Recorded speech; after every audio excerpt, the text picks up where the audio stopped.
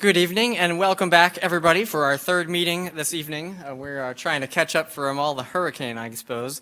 I'd like to call to order the Lake County School Board meeting for Monday, September 25th, 2017. If we would, first begin with a moment of silence and the Pledge of Allegiance, please. Please rise.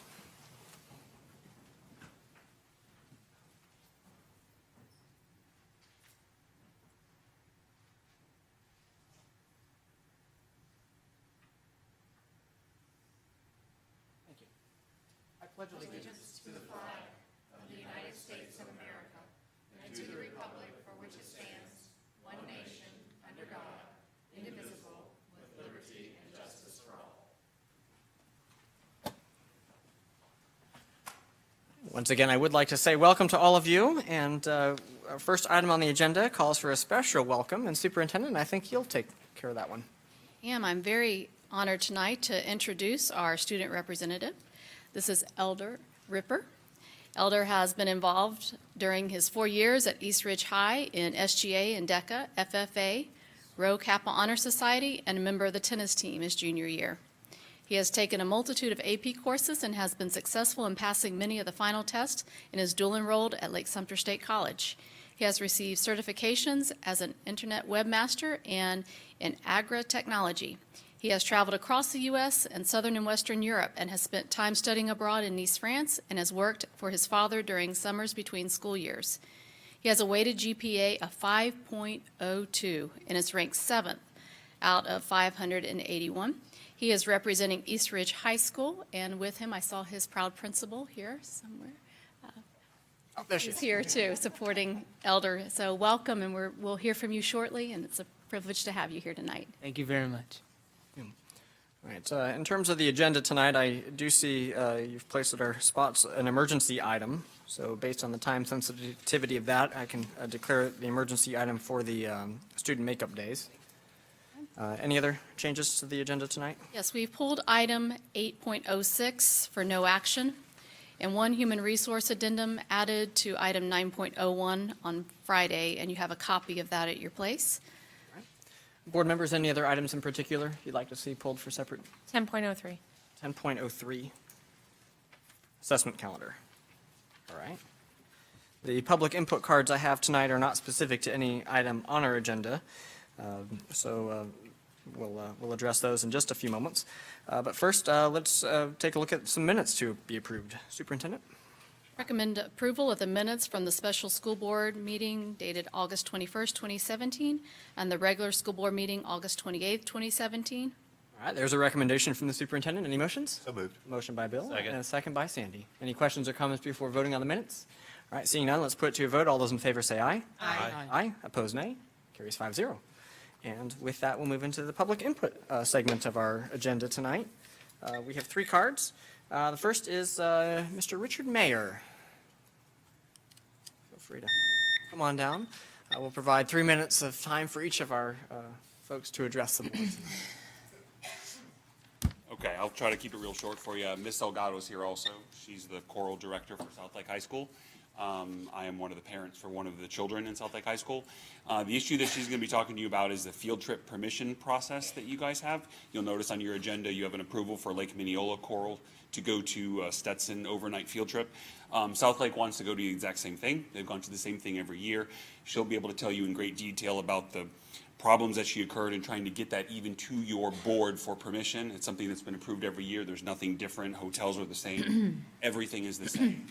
So as a parent, I would like you guys to perhaps consider an exception to the deadline with the hurricane and everything that occurred, and see if we can't allow the South Lake Choral Department to go to the exact same choral event that Lake Mineola is going to. And that's really it. All right, well, thanks so much Thank you. for that introduction. Ms. Salgado, we'll invite you next. I think you'll have some more details for us. Hi, I'm Alicia Salgado, the choral director at South Lake High School, and a proud graduate of South Lake High School as well. This is my 4th year in the position, and this would be the 4th year that I'm requesting for us to go on this field trip. We're approved every year to go to Stetson University in DeLand for 1 night. We do a big festival with the voice faculty there and many other students from around the state, and then we stay the night and do a second day and a big performance at the end. I've put in the paperwork 3 other times. This year, when I submitted the paperwork, it was sent back to me by my assistant principal 3 different times. I sent it to her in, I think, plenty of time to make the deadline for it to be on this meeting, and it was sent back for things that are not included in the field trip manual. And I think that's one of my biggest frustrations, is that I'll work through it if it's presented to me, but I kind of feel like I was set up to fail this year. You have a field trip manual that has not been revised in 7 years. And you've added a bunch of new requirements, which I think make less liability for the field trips and ask me to be a little bit more thorough and transparent in what I'm planning to do with the students, but they're not included in the published document. And so it was sent back to me 3 different times with multiple things that needed to be included. And one of my frustrations is that it wasn't sent back just once with the 3 things I was missing. It was sent back each time with something new. And so because of that, we missed the deadline to get it in. This is a field trip that, again, we go on every year. It's a field trip that you'll be reviewing for Lake Minneola. And I'm asking for a little bit of leniency to get it approved. These students deserve it. All right. Superintendent, you have a position about this? What I'd like to do, could we just have someone call you tomorrow to get more information and see what we can do to take care of this for you? Absolutely, thank you. But we're voting on it for Lake Minneola? Yes, but their item is not on the agenda, is it? Lake Minneola's is, ours is Not not. South Lake. No, So that's right. I'd have to. But when is this trip? October 6th and 7th. Next week. So we Next wouldn't have a week. board meeting between, well, we have a workshop, which we could designate as a special meeting if we need to take some action on it. We could. So, So Monday, we can take action on this, Second. on the 2nd. Schedule the meeting as a special meeting.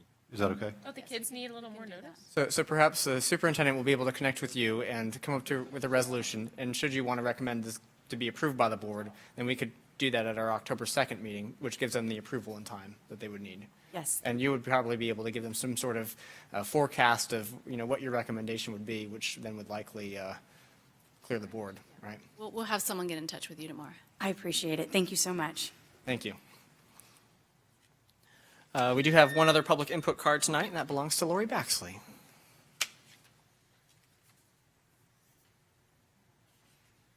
Good evening. It's been a while.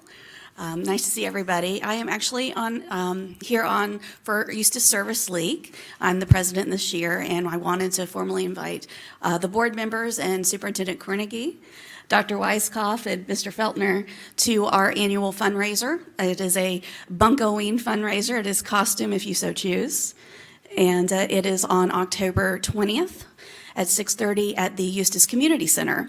All of the funds go to teacher mini grants that we provide our members. We're under 20 right now, so there's a very small group of women who have a passion for helping the community. We'd love to see you there. The tickets are on us, and Ms. Luke is a member of the Service League, so she's actually someone you could speak with about if you're interested in coming. We received 23 teacher applications for mini grants this year. Unfortunately, we will not be able to fund all of them.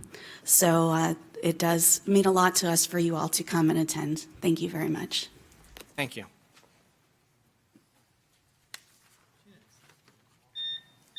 All right. Well, our first report of the evening belongs to our student representative, Elder Ripper. All right. So, hello everyone. My name is Elder Ripper, and I am the Eastridge High School class president. I'm here today to give a brief synopsis on the events occurring at Eastridge High School. So, to start off, I would like to discuss the AP Capstone program from the eyes of a student. And although I haven't personally been able to partake in the program itself, my little brother is, and so I have a direct line of communication to a student who is in the program. And through his eyes, and from what I've been able to observe through his progress academically, the program itself really aids in developing students' ability to interpret and extrapolate data from written works and speeches. And I feel that it really helps to build a better sense of academic integrity as well as motivation in students. And I personally am envious of those who are capable or in the position to take the AP Capstone programs. So on to academics for Eastridge High School. Our students are as motivated as ever and are striving toward the academic excellence in which our teachers and staff make so attainable for us. And so from what I've observed through my fellow student body, they've all been just as equally motivated as they have been throughout the whole school year that I've been, or the previous school years that I've been there, if not more so than typical. And I feel that students really might be starting to have a more positive outlook towards teachers and staff and school functions. And so moving on to our clubs. Our clubs are really kicking off in force this year. Trust me, I'm part of the biggest one at East Ridge High School. Woo, SGA! And this year we're really working around the clock to make sure that our homecoming events and school events for students are going to go smoothly and really make it enjoyable for the students, interactive for the students. And so East Ridge High School's society and the way it feels to be a student at East Ridge High School has progressively gotten better throughout my experience as a student.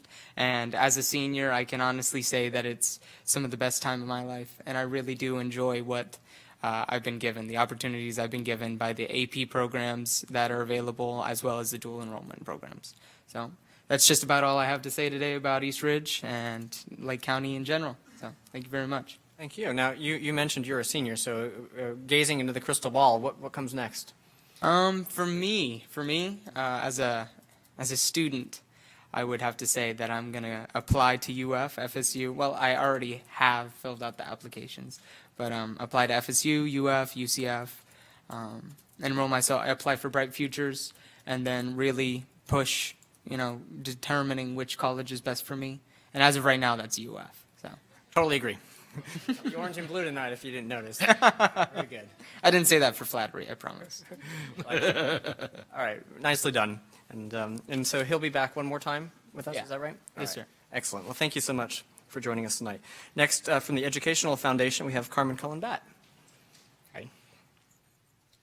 Chairman, Board, Superintendent. Doug Major, who had open heart surgery at the end of August, is recovering very, very nicely, and we plan to have him back in our offices and back to work by the beginning of December. The Foundation Board has voted to fund $94,638 for ACT prep programs for the 476 seniors in our 8 high schools that are in jeopardy of not graduating unless they get an 18 or higher on their ACT scores. And I'm getting weekly reports from Sylvan, who is implementing the program, and it looks like we're off to a great start with it. The foundation serves as liaison for DOE awards, and this past week we've distributed nomination packets for Teacher of the Year, Rookie Teacher of the Year, and School-Related Employee of the Year. And those nominations, selections are due back to the foundation on October 12th. In addition, we also distributed the Family and Community Involvement Awards, and those applications are due back to the foundation and to the state by December 1st. Unlocked Innovations from the Classroom, which is a granting program that we started last year and awarded $63,000 last year, kicked off in May. The teachers were invited to submit a 500-word concept for the 17-18 school year. The concepts were reviewed by our visioning committee, which narrowed it down to 4 concepts to move to the next level. Those concept teachers were then paired with what we call a dream team, which is a CEO, a CPA, and a PR professional. And they started working about 2 to 3 weeks ago. And the community professionals are helping them develop a sustainable business plan to look at a reasonable fiscal plan and budget. And then on October the 25th at 1:30 in the district office, these 4 teachers will be presenting their request for funding to 10 community judges. The foundation has given those judges control of $50,000 that they can award to one or all of the projects. Duke Energy STEM grants were rolled out to all teachers today. The total contribution for STEM grants from Duke Energy this year is $28,000. $20,000 of it will be awarded in the first round. Apple Mart has had 112 teacher visits since the start of school, and we were closed for a couple of weeks with the hurricane. But we've distributed 8,400 in supplies. The Take Stock in Children's Spelling Bee, which was scheduled for 9/14, was canceled, and we are now calling it a no-show spelling bee, so nobody got stung. But the majority of our sponsors and donors have allowed Take Stock in Children to keep their donation. So it's been rescheduled for 2018. We did have 70 auction items, and so we've put those into an online auction, which will be rolling out in the next couple of weeks, so that we can secure the funds that would have come from the donated auction items. Scott Strong Golf Tournament is on October the 20th at Mission Inn. We still have room for 11 more teams.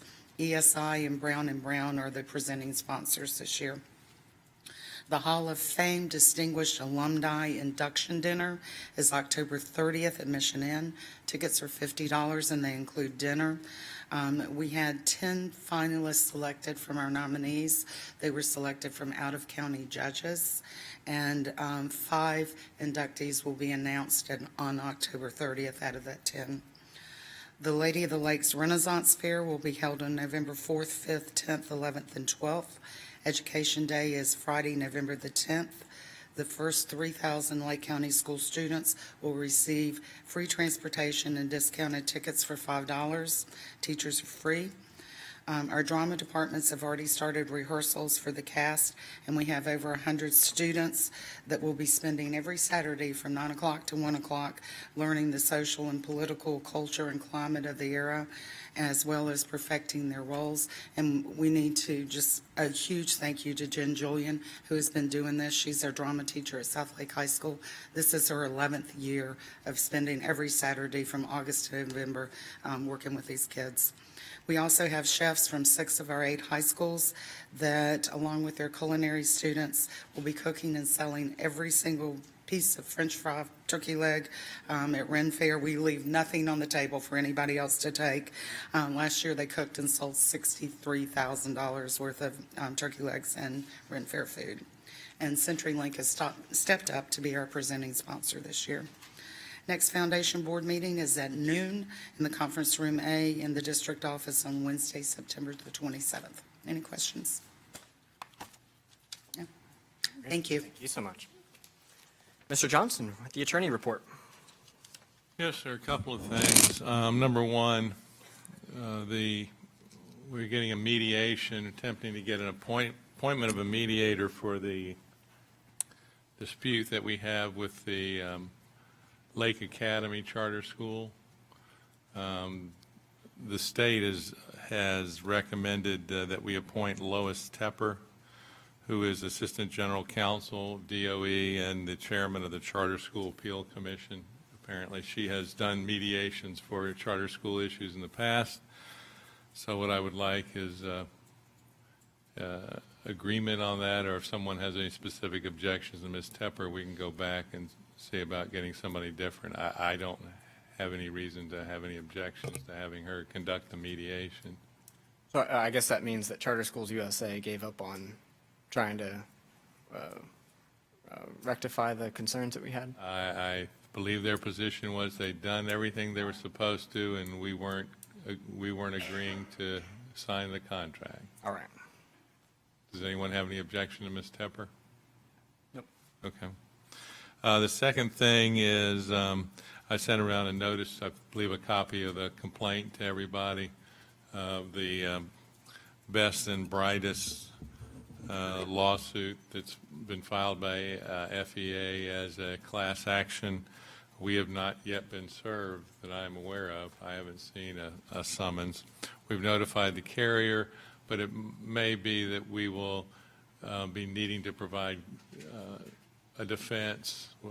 Us and the other 60 whatever counties and 5 colleges, I think, are all defendants in this. And I know that the Panhandle Coalition is teaming together for, 12, 15 of those counties are having one person that they're going to have appear for them and split the costs, probably along the lines of student population. I didn't know whether the Central Florida Coalition had been talking about it or any other groups about getting together with a large group of other school boards to try to split the costs to keep the attorney's fees down? Our meeting was canceled because of the hurricane. Okay. So. Well, we probably still have time Yeah. between the time we get served, but if you hear about any groups like that that are going to go together as a whole, it'll really be quite economical in handling. I can whatever check in we with have to them. do. I can email the chair of the committee and ask him if that's something that we can discuss at our next meeting in October. Because I've talked to the lawyer who's doing Pensacola and Tallahassee, Mm-hmm. Leon County, and all the counties up there is all being handled by one firm. Can I ask And- you a question on this Yeah, one? Because I'm having trouble understanding. Okay, so the 67 school districts just implement the law given Yeah. to us from the state. So why are we the ones being sued? Why isn't the state? Why is it our legal The battle? answer to that would be because the action that they have chosen to pursue is an action related to employment discrimination. We are the employers of the teachers who in this county. That's why, I mean, that is my only guess as to why all of the counties were named, because I realize that some of the counties have varying positions on the enforcement of that particular statute. But yes, you're absolutely correct, Mr. Chairman. The Lake County complies with the statute that the legislature passed, and we're getting sued on the basis that those are employees, and we are discriminating against them on the basis of age and race. We were required by the state to do this. Right. Okay. Has there been, Is that are our we even defense? allowed to ask, has there been any discussion of settlement? We're going Right. we're going to have I believe the first meeting in October. Before that meeting, we're going to have a closed session to discuss the details of Right. what the position might be and how we're going to go forward. And that also is why I wanted to find out about a couple of different groups who might be getting together, school board groups who might be getting together, because one group may take a different position as how they're going to respond than another group would. And then the other matter is, I assume that y'all are already aware of this, but there are a group of school districts who are contemplating or have threatened at least to file a lawsuit on the House Bill 7069. Right now, there are, as of Friday, there are 14 counties, I think, that are all contributing money and bringing an action against the legislature on, I assume, constitutional grounds and taking away the rights of the school boards without providing for compensation. Just want to let you know, if you didn't know that, if you'd like any details for that, they haven't filed, they've just drafted the complaint, it hasn't been filed yet. I believe the first attempt is going to be to get the legislature to do something differently before they go forward, but just for information. That's all I have, Mr. Chairman. All right. Thank you very much. We don't have any unfinished business on the agenda tonight, so we'll go into the consent agenda, minus a couple of items that have been pulled. So I recommend approval of the consent agenda, items 8.01 to 8.05, 8.07 to 10.02, and 10.04 to 10.09. Here's a recommendation from the superintendent. Any motions? So moved. Motion by Bill and a Second. second by Stephanie. Any questions or comments before voting? All right, seeing none, let's put it to vote. All those in favor say aye. Aye. Opposed, nay. All right, that carries unanimously. We'll go back now to address item 10.03, which was pulled for separate consideration, the statewide assessment calendar. Yes. I pulled 10.03 because I disagree with the number of district-level tests, specifically the lake progress monitoring tests, which aren't required by statute. And also I would love it if we didn't have to give tests in math and English to children that get 4 and 5s on the FSA, which also isn't required by statute. So here's my reasons. Basically, the tests that we have chosen to give, the lake benchmark, lake progress monitoring tests are tests that have end of course exams, and so we're essentially test prepping them for the end of course exam, which is just giving them more test prep for the test, which just leads to excessive, in my opinion, test prep.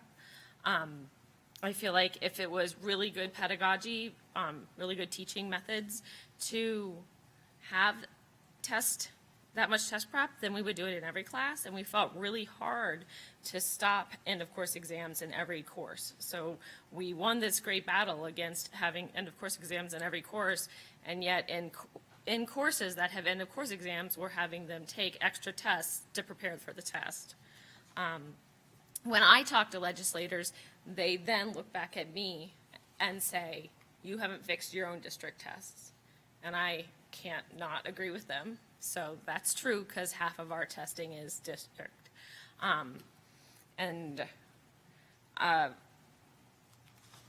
The tests aren't necessarily created by a team of teachers at the school, which I would be fine with. If it was a team of teachers at the school doing it, that's a different thing.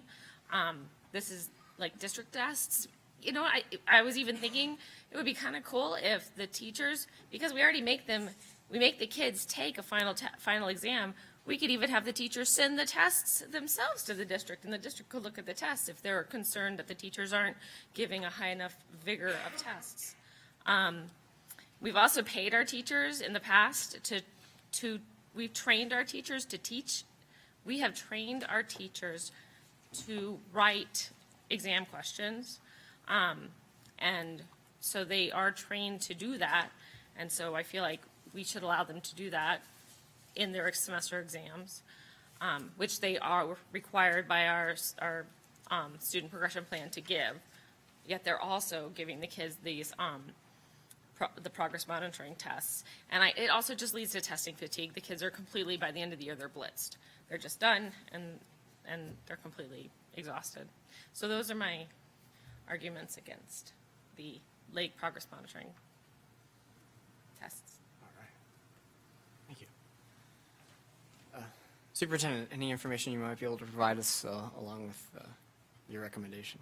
And we did have this conversation. She shared these concerns with me, and Dr. Weiskopf is here, and I know she was engaged in that conversation, and maybe for the public it might be helpful to talk about the process. The only thing I will disagree with is that we haven't done anything to fix our own tests. I think we've gone to great lengths to really evaluate what we're doing. What we know is that good practice is that you progress monitor, and the state statute requires that we have a progress monitoring system.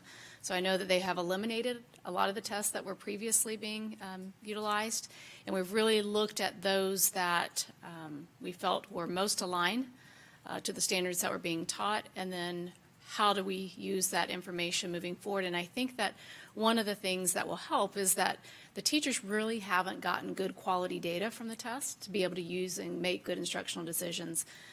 If you ask them, that seems to be the biggest deficit, not the test itself necessarily. And so we have looked into a new data management system. We're actually running it parallel to Decision Ed, which we'll be phasing out this year. And it's going to provide information for teachers that they've never had before. And I'm hopeful that once we have that in place and we have good data that we can utilize, that the tests will be something that are more valued. We do let teachers or have teachers input on the development of the test and looking at those. So I know that they're looking to refine those. They can always be better. But I think we have a good system in place right now, and we have eliminated some of the tests that we were asking them to take previously. And I don't know if you have anything more to add to that. This is.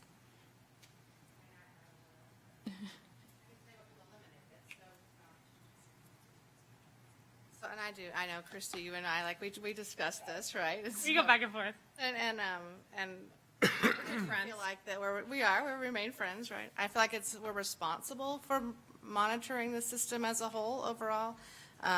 We eliminated this year, we took out the STAR testing for grades 2 to 5, so that's not mandatory for students or teachers to give. We moved a 5th grade assessment into December so that we could use it as more of a tool to be able to change the way we teach based on the results of that assessment. It gives us some time before they take the state assessment to be able to make some differentiation decisions. We also took the test, and before we gave them in a one session, and we broke it up over into 2 sessions so that we would not have to disrupt anybody's daily schedule. So it seemed like more of a natural part of what was going on during the day versus shutting down the school in December for a different, and readjusting the schedule. So we felt like those were ways to sort of put into place more of a system that gave a formative assessment to be able to drive instruction. And so I do feel like that, I'll be honest with you, I looked at other districts, and we have a very minimal local district assessment system. I mean, we can't change the FSA requirements nor the EOCs, but I think we do have a responsibility to monitor the pieces. I will agree with Ms. Cornegie in the fact that we do need to work with schools on using the data to be able to work with students to make different decisions. So I think with the new assessment system, I think we'll have the opportunity to do that. I think teachers will have the information at their fingertips, be able to use it instantly, and they'll be able to have a lot more information to use. So when I looked to see if there was a way to minimize it anymore, my staff looked at it, and I'm telling you, we're pretty skinny on it. So I feel okay with it. And as I talk to teachers, the teachers who use it like it, and most of the people that I've talked to, and I haven't talked to 3,000, but I have talked to many. They don't have the information to use. They're not getting the results, or they don't know how to access it. So I think we're trying to remedy that piece of it. So, May I? I'm just going to speak to you as a teacher. So in 2005, before we had the requirement for the evaluation piece of data for growth for teacher evaluation scores and performance pay and all that garbage, I went to a school that was very performance-based, and when they hired me, they said, we're looking to raise our test scores. Like, are you going to be able to do that? And I was like, oh, okay, because I had never had that conversation before. And sometimes you don't know what you don't know until it's in front of you. So we actually monitored at that school, again, prior to all the requirements, and we gave a mid-year assessment. And when the mid-year assessment results came down, they were way more informative than our state testing, which gives us minimal in regards of specificity of what our kids are missing. So I sat down with my colleagues, and I can tell you they're all assistant principals or principals now. And one of them, Mrs. Hartog, her data compared to mine in reading was ridiculously higher.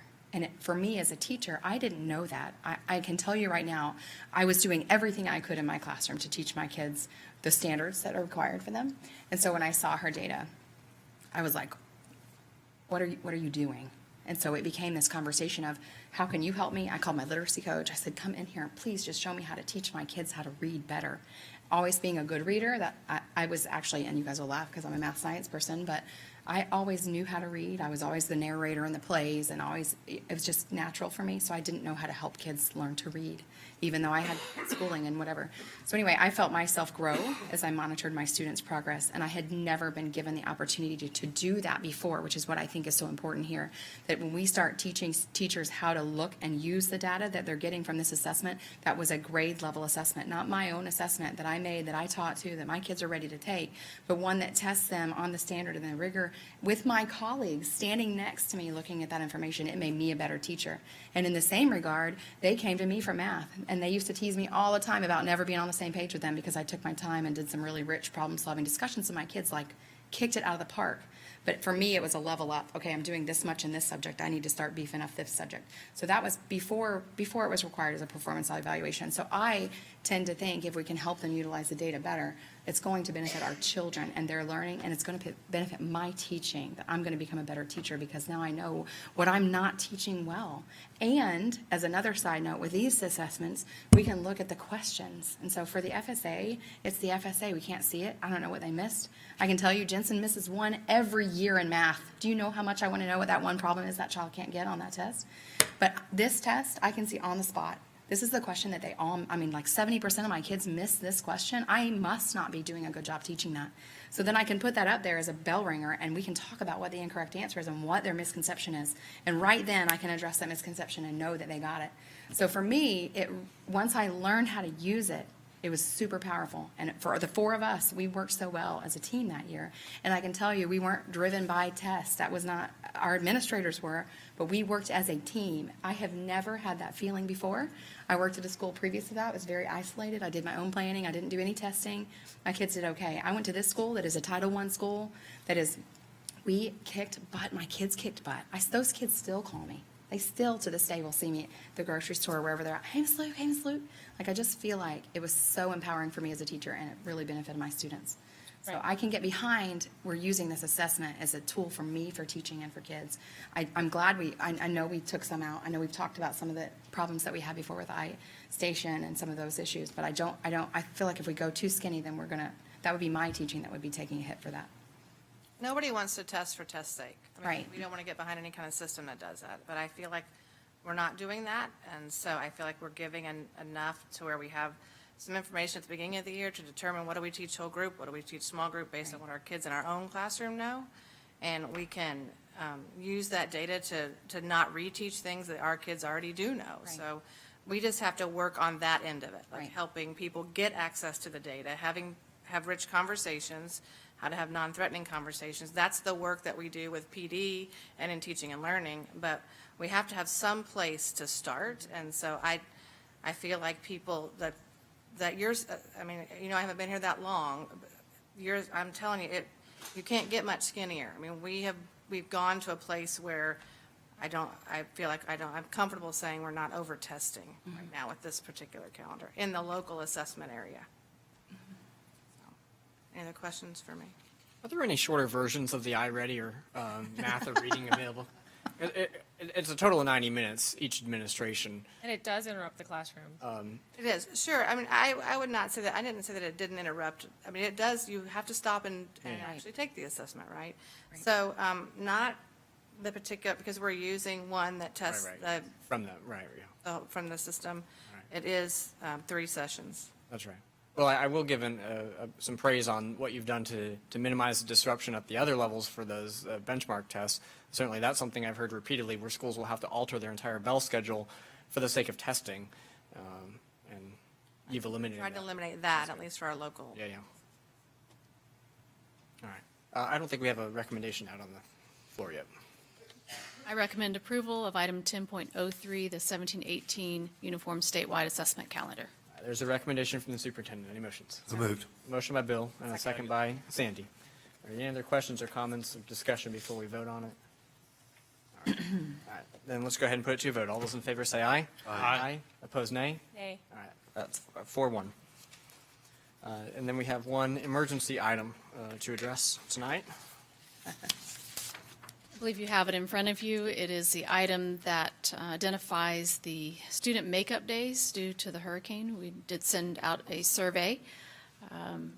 I sent out a survey on Friday to all faculty and staff. They got shared all over the world, and we had 9,000 responses to the survey. So I said, okay, well, at least we know what everybody wants. So, and the winning option was option C. We had 4,918 people who wanted to utilize the cancellation of the 6 early release days, 3 at the end of each semester, and the Friday, March 30th, which was already an approved makeup day on your calendar. So that was the popular one that contingent upon your approval of the emergency item, we will declare those as our makeup days, and we will send this information out accordingly.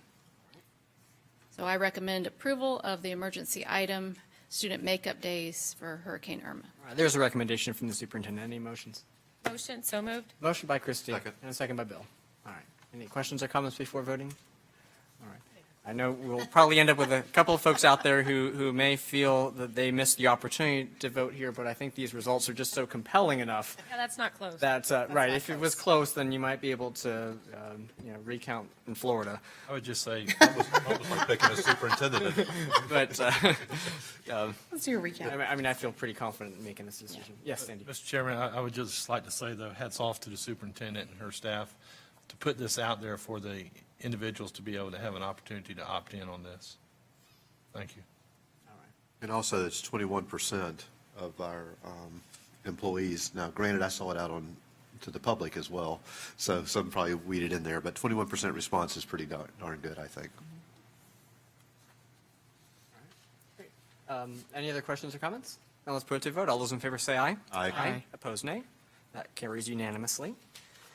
That brings us to the discussion portion of tonight's agenda, and the first is a tentative approval for policy 1.20, public information and communications. Recommend tentative approval of the revisions to policy 1.20. The matter before the board is tentative approval of School Board Policy 1.20, Public Information and Communications. If there's anyone who wishes to speak to this policy, please come forward to the podium at this time. I don't see anyone coming forward, Mr. Chairman, and believe it appropriate to close the public hearing. All right, thank you very much. We do have a recommendation from the superintendent for approval. Any motions? So moved. Motion by Stephanie. Second. And a second by Bill. Any questions or comments before voting? All right. Well, I'm pretty excited that you all were able to run with some of the general guidance we had given before about being able to reach out from the schools using social media. And we said, how is it going to work? And you all just try to come up with a policy, and I think you all did that. So congratulations. So now we'll have to do the training that goes along with it and get That's all right. of our social media sites up and rolling. That's right, very good. We certainly understand the value in communicating that way and how many people it can reach. So I think we're ready to vote. All those in favor say aye. Aye. Opposed, nay. That carries unanimously on tentative approval. And that now brings us to 11.02, which is a final approval of the middle school student clubs and organizations policy. Recommend final approval of policy 4.502, middle school student clubs and organizations. The matter before the board is final approval of School Board Policy 4.502, Middle School Student Clubs and Organizations. If there's anyone here this evening that wishes to speak to this policy, please come forward to the podium at this time. I don't see anyone coming forward, Mr. Chairman, and believe it appropriate to close the public hearing. All right, thank you very much. We have a recommendation from the superintendent. So moved. Motion by Sandy and a second by Christie.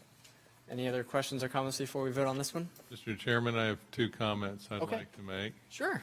Number one is that this is essentially tracking the high school policy that we have presently, with the exception that this one requires parental consent. I can't assure you that no one will complain about having middle schools have parental consent, but it seems reasonable, especially given in light of some of the judge's findings in the earlier case about the maturity difference level between middle school and high school students. The second thing is, unfortunately, this will also probably be back before you for amendment fairly shortly, due to the passage of the Florida Student and School Personnel Religious Liberties Act, that the Department of Education is mandated to write a policy, and that we're required to incorporate that policy. That part of the policy dealing with students and student clubs are in this club policy. So when that policy amendment comes back around from DOE, we'll probably have to revisit it to amend it for that purpose. All right, thank you very much. Any other comments? All right, then let's vote. All those, I do feel like I need to make one comment based on that comment. go ahead. This is a stretch for me in the first place, because I think the idea that the Equal Access Act applies to our middle school 6th, 7th, and 8th graders is ludicrous. I'm just saying. We've had a 4-year court battle, and we lost. We won, and then we won, then we lost. And so this is a stretch for me. If it should come back, then I will tell you that I would be looking at this completely differently from the standpoint of policy, and that we would have no clubs, which is almost where I was at when it appeared that we had to allow the Equal Access Act. There's a great deal of burden now put on parents because now it allows anyone to apply for a club and have equal standing. And so parents be judicious and looking at the clubs, because I know that when I was with my sons, that 6th grade, 7th grade, I still had some influence. 8th grade, not so much. And by the time they went to 9th grade, I didn't do anything right. So while parents still have that influence with middle schoolers, let's be careful about this goofy clubs that may or may not apply. All right, thank you. Anything else before we vote? All right, then let's vote. All those in favor say aye. Aye. Opposed, nay. All right, 5-0. Superintendent, your report, please. It was no surprise to me how I saw this community rally together after the storm. And I just want to say thank you to everyone who came together to get our schools back up and running, our maintenance, custodial, administrators, just did a tremendous job coming together to get things back into shape in a very short period of time.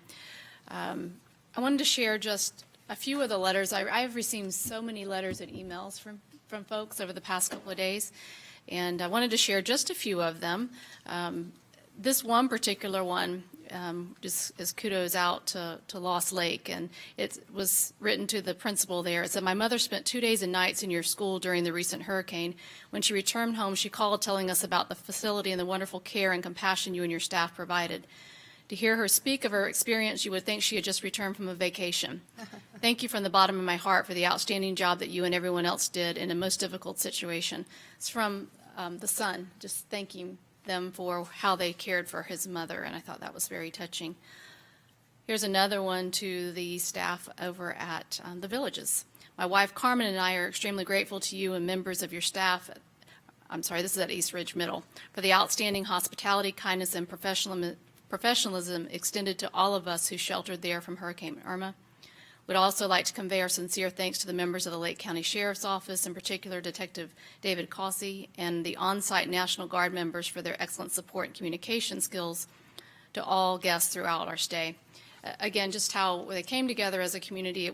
I had a chance to visit a few of the shelters and thank personally our officers and our National Guard that was there helping out. We had board members out in schools. Mr. Gamble was feeding folks at DeBerry's High School, and I know many of you stopped by and checked on the sites. And this one, the last one that I'll share, came from one of our maintenance workers who said, "I just want you to know I've never in my 17 years for Lake County Schools have I ever felt the need to contact our district leader. However, with that being said, I feel the need to express my feelings as to what has taken place before, during, and after Hurricane Irma.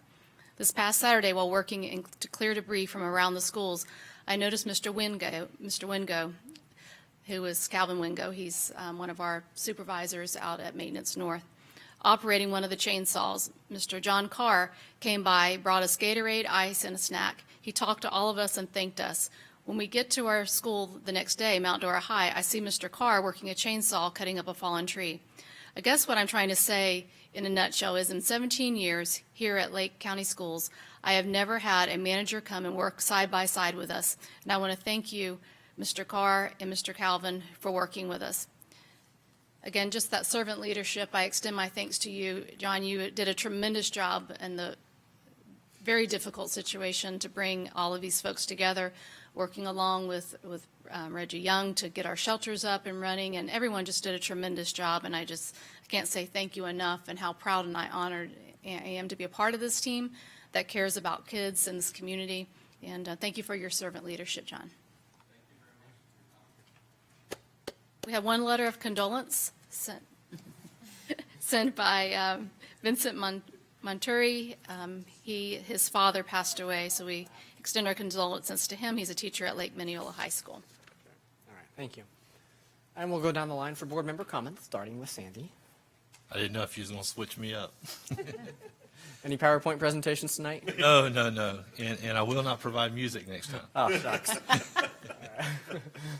I got in trouble for that later. I'd just like to, as the superintendent stated, put out a thank you to all that participated in working the shelters. And this goes to the custodians, cafeteria workers, the administration, the campuses that were there. Just everyone that was on campus there helping out. And I went around after the storm and visited some campuses and talked with administration and asked them how things went and everything. And everything was, right there. Some of the things I heard was that one of the main things is that we were proud of. This time, we had maintenance workers here to man our generators in the south end. And that was a big plus because they were looked at last year in Matthew that they were going to have to man the generators or their head custodian or whatever. So that was taken care of, and we appreciate that. And they said we appreciated all that. And even at one school, they said one of the electricians was out there and put together a game of kickball just try to keep activities going, And there's nothing wrong with that. You say, well, he's getting paid to do that. That's okay. It was a good thing. They're keeping the kids occupied. But I just want to say also to all the administration, though, that came out of the county office, thank you for your support in all of this as well. And accolades, like I say, I've heard a lot of things about John and also about Calvin Wingo, about all the things that they did after the storm and all. and employees coming and saying, hey, you know, I have a different respect now for administration than I had before, because this guy was actually out there operating chainsaws. He even bought us something to eat. He even got a rake in his hand. He did all these different things, you know, and that leadership, that's what you lead by example. And the workers look at that and they say, hey, I'm glad to be part of this team now. So the other thing that went on, Tavares Middle School, downtown Tavares on that Saturday, they put together, one lady started 24 hours earlier, put together enough participation that they provided food, I should say, and they fed, not animals, I'm sorry, but they fed as many that would come by on Main Street in Tavares and everything. And I appreciate their efforts and what they did to try.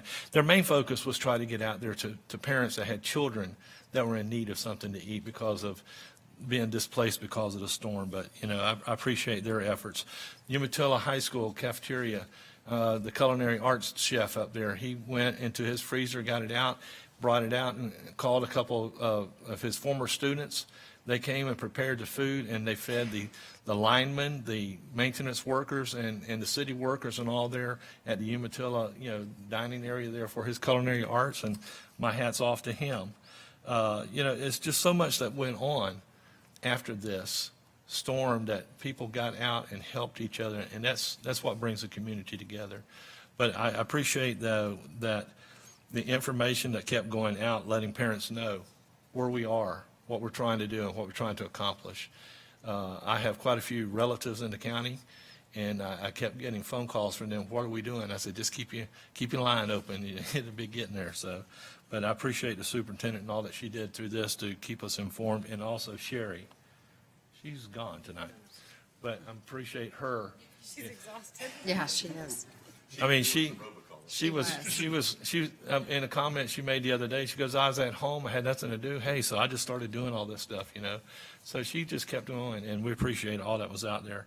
One thing I would like to do, or make a comment to, on one of the action items we did tonight about the social media, is that we look at in the future also, because a comment came up, we allow students to bring devices that can attack, that they can get onto our websites or get onto our Wi-Fi at the school. Could we open that up to employees as well? Because I know when I was working day to day, I used my personal phone and I got emails to it, but I was not supposed to be using Wi-Fi from the school system. So, but it would make it more accessible at times if that would be something possible, even for our employees to be able to use and bring their own devices or whatever. Just a thought to throw out there. Thank you. All right, thank you. So, I have to bring up the Water Safety Committee. Oh, no. I know. Stephanie's back on. Nope. Yeah, Stephanie's back on the Nope. committee. Nope. So it has It's not how that works, Dr. Burns. Not me. Not me. No, I already have committees. The appointee has to be somebody who has worked in the school system or currently works in the school system and has something to do with water. And something to do Well, with water? I mean, I didn't have anything to do All with or water I when guess I was maybe on they it. don't have to do with water. That's right. Do we have I found somebody that had to do with water, but But they're not a I school couldn't employee. get them school related enough, even though they had 2 kids in school. Okay. So I tried really hard. Maybe you might be able to look within the organization and identify somebody who has something to do with water. Must be really important. I'm a water person. All right, Find thank a you. water person, please. But if they're employee, they're probably going to be working on, when they have their meetings at Thursday at 8:30 in the morning. Well, that's brutal. Like, I'm just thinking, How often do they meet? once a month? How are you going to have a teacher do that? Right, that's what I'm saying, or a coach, or, I mean, they're working, people are working. Dropping kids off. That's an employee, though? That's what I'm saying. Or retired. Oh. Oh, a former employee. Don't look at me. No, I'm not doing this again. This is a bad committee.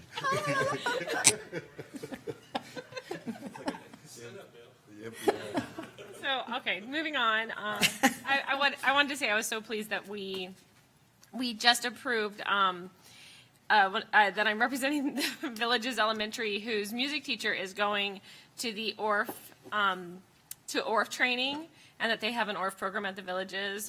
When I was a kid, I was in the ORF Kids at Roseboro Elementary School, and it was really one of the most rewarding experiences of my elementary life. I loved it. We went to Disney World. It was under Brad Bonner, who is like a hero in my world. So I just think it's amazing that the Villages, the children at the Villages, get to go through an ORF program also. I also want to commend the superintendent and everybody, for the amazing work they did during the hurricane and getting the classrooms back online. Sandy said it way better than me, so I'll just move on. I wanted to potentially, there was a long thread on social media about lunches. And I don't want to go into the whole thread, but my takeaway thought wasn't about lunches per se. Well, it was about lunches, but was about the fact that I noticed that there's a wide variety of lunchroom practices throughout the county. So certain schools allow parents to go and have lunch, and certain schools do not allow parents to have lunch. And I don't know if that needs to be a policy or if we could just make that an internal thing. But I feel like when a parent can't have lunch at their children's school, the lack of transparency creates like a secretness. And so just being open and letting your going and have lunch, you feel that, oh, there's really nothing sinister happening. It's just a school lunch. People are being turned away. I didn't see this post. That's right. I think based on the size of some schools, I think there's some concern about having the capacity to handle that many parents that come in. Although you could certainly argue the great benefit of creating another layer of connection with those parents, and as they come into the school, they certainly feel more invested and more aware of what's going on in the school, helps them be more involved. So some challenges that, I mean, if those schools if we can help those schools identify how to get around those challenges.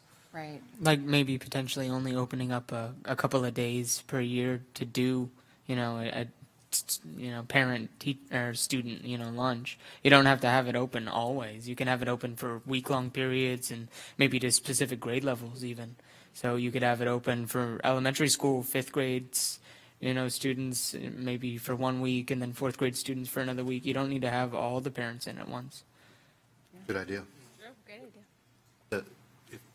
I don't want to interrupt you. No, But the school lunch program, that's gone back, probably Dr. Howard started, and particularly when the federal government got involved, and there were some change-ups. And at one time, I remember it, before I was on the board, it made the news where he wanted cameras put in so he could see how much trash, how much they were throwing away, how bad the food was. And actually, Mr. Carr and I have been working for almost, 2 years on addressing it. It's a very slow machine, but to the Facebook post, because I responded that I was going to visit, because 2 of the schools that were featured happen to be 2 of my schools. And Mr. Carr and I are going to go and just visit. There was a suggestion made that we involve the student government, for example, and get some feedback, which certainly is an outstanding idea. You didn't make it, I'm saying on social media. But when you get the stakeholders involved, the people that are eating it, then I think that's always healthy. So I'll be coming back once I gather information, because I'll also share that through the course of that posting, it was sending people to a site that was used, 2 years ago or last year? 2 years ago, I think. And it showed moldy food, and a lot of that was debunked as being kids were setting it up, and wasn't a truthful site, to be quite honest.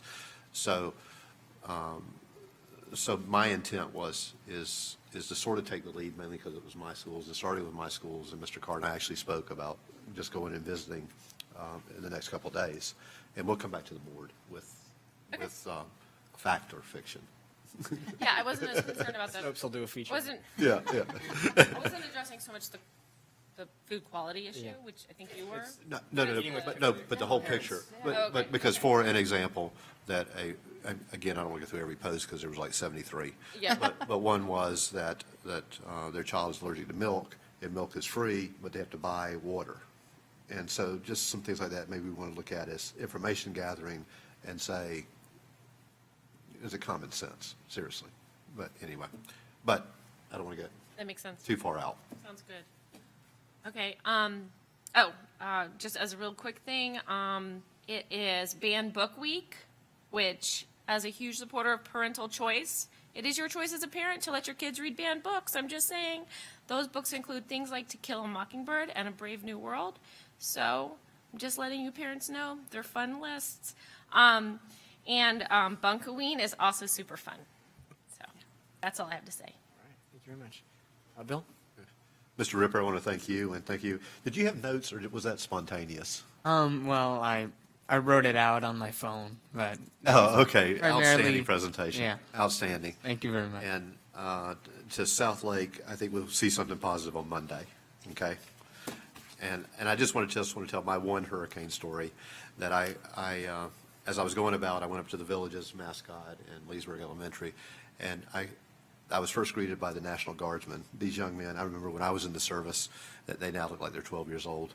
And so, anyway, and these people were arriving, elderly retirees, and you could see the fear in their face, and instantly it melted as these young men and women went up to their cars and began to unpack for them and stack their stuff. And then standing there right behind me, I didn't recognize, was Mrs. Dudley, and because she was in hurricane attire, hair pulled back, and so she took a brief moment and took me around and showed me the facility, which was extremely well done. Well, this lady comes up, she runs up with her dog and catches us, and she was very concerned about making sure that when she left, that she returned a cot that she had been given.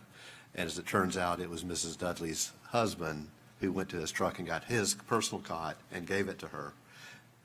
I guess it was personal cot. I don't know. It was a cot. Anyway, but in that brief, and he is also an administrator with our school district. So everywhere that I traveled, there was a spirit of one and of community. And that we can all be very proud of. And hopefully it lasts longer than a whisper. That's it. Stephanie? So I feel like everything that I had written down to say has been said along the board with this. I know I was going to tell you, start here, because I knew it was going to be that way. Just so you guys know, I have John Carr down here. Do you know what somebody didn't mention? I would like to thank Dr. Wheeler for housing you. So I know he took Mr. Carr in during the hurricane, and they stayed bunked in there together. So even though he's home recovering, and we're glad he's recovering, he even had some personal contribution for Lake County Schools. So we appreciate your work, and I appreciate everything you guys did, the administrators did in the county. I had Sherry down for her communication. I felt like the storm went out, and nobody could communicate, and everybody was searching for that, and there was great leadership involved with that. So your staff did an amazing job, while dealing with their own personal ailments from the storm as well. So we applaud you guys for that leadership and decision-making. And I was also going to say congratulations to you, that you did a wonderful job. Your experiences so far have been amazing. And I have to tell you guys, I think a lot of you know my little sister is a freshman at UF, and she was really struggling with her first paperback that said that she did not have enough argument included in her essay, an argumentative essay. So to hear that the Capstone Project is teaching our children how to do better research and how to back up what they're saying is super interesting to me, because I'm seeing it implemented at the college level, and we have that concern that our students aren't prepared. We have Sylvan test prep. We have students that aren't passing these college readiness exams whenever they get to our local schools. So I'm excited to hear that we've got some curriculum that's going to address some of the gaps that we have. So. Thank you. All right. Well, I'll throw in some closing comments as well about the hurricane. It almost seems obligatory at this point, although it is my notes here, to offer some praise for the district, notably that communication, and especially the challenge of having to fend off old communication. You know, when you see posts resurface from last year, and for you all to be on top of that to ensure that people weren't already confused on the early release schedule. Thank you very much for that. And certainly I have notes of praise for the cleanup that went on afterwards. You know, the one thing that we most visibly see are the all the debris and fallen limbs that are there. When I was speaking to the custodial staff at Lost Lake Elementary, they had a challenge with all the pets, and trying to make the school no longer smell like wet dog, because apparently we don't have showers for the dogs before they go in, and they have to ready that for students afterwards. So that's certainly no easy job when you are a pet shelter on top of that. I saw the flow of thank you letters coming in, and that was totally reassuring. The one thing that I want to throw out to this conversation goes back to this sharing of funds with the charter schools. And I think the Tampa Bay Times had a very noteworthy piece on this one. Why didn't we see so many charter schools use the shelters? And, well, so many of them don't meet the standard that we meet. And here it goes back to, yet we're supposed to share the same per pupil dollar value with these charter schools so they can continue to build facilities that don't meet our standard.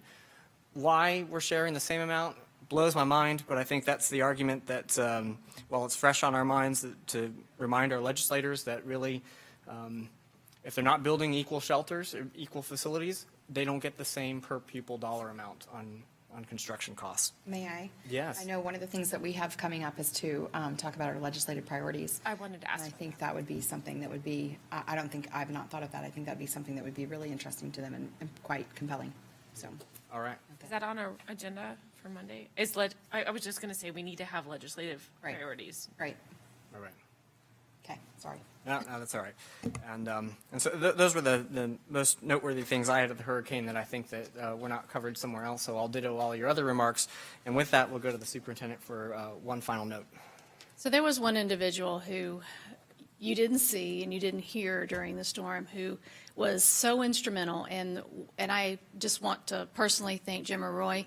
Jimmer was our contact at the EOC. He was there from the start of the storm. I don't know how many days he was there, 24 hours a day, slept there. Anytime that we needed a question, needed to know what was happening at the shelters needed anything, he handled all of the communications with the district staff. And I just want to say thank you. You were tremendous. And the folks at the EOC have all just said what a joy it was working with you, and how professional and on top of things that you were. He brought the Raptor system into each of the sites, which was really a great way to log everyone in and out, and the security that took place, thanks to his vision for getting that set up, and his team who went out and got that set up before they started taking in the folks there to the shelter. So thank you for all that you did. And I just will end on that final hurricane note.